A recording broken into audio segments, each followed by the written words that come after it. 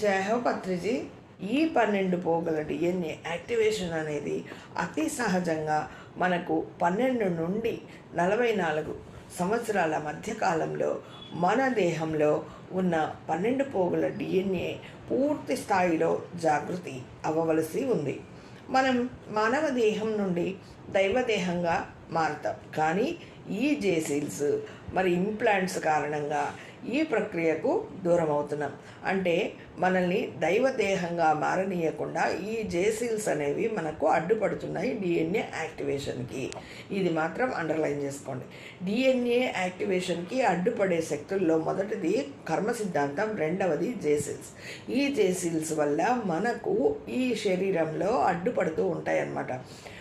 మానవ దేహం నుండి దైవదేహంగా మారకుండా, అంటే ఈ మరణ ముద్రలు వేసి మనల్ని తొందరగా దీని నుంచి దూరం చేస్తూ ఉన్నాయి. ఆ డిఎన్ఏ పొగులు యాక్టివేషన్ కాకుండా ఈ ఇంప్లాంట్స్ అనేవి అడ్డుపడడం వల్ల అసెన్షన్ జరగకుండా మనకు అడ్డుపడుతున్నాయి.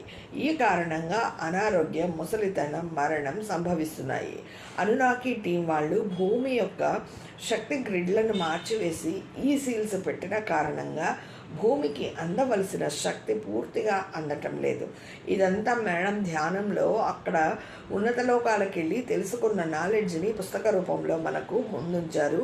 పత్రిజీ గారు దీన్ని పత్రిజీ గారికి చూపిస్తే ఓకే అన్నారు. అంటే ఇదంతా చాలామంది మన సీనియర్ పిరమిడ్ మాస్టర్స్ అందరూ చదివి దీన్ని కరెక్షన్ చేసి, కొంత గూగుల్ ద్వారా, కొంత వీళ్ళందరి నాలెడ్జ్ ద్వారా, కొంత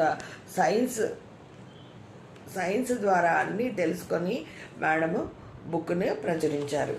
వాళ్ళు ఈ భూమి యొక్క గ్రిడ్లను మార్చివేసి ఈ సీల్స్ పెట్టిన కారణంగా అనునాకి అనే టీం వాళ్ళు ఈ సీల్స్ని గ్రిడ్లను మార్చివేసి అవి ముందు ఏదైతే ఉన్నాయో, అంటే దైవదేహంగా మారడానికి ఏవైతే ఉన్నాయో వాటిని తీసివేసి ఈ అడ్డుపడే శక్తులను మన దేహంలో ఇంప్లాంట్ చేశారట. మరి ఈ సీల్స్ పెట్టిన కారణంగా భూమికి అందవలసిన శక్తి పూర్తిగా అందటం లేదు.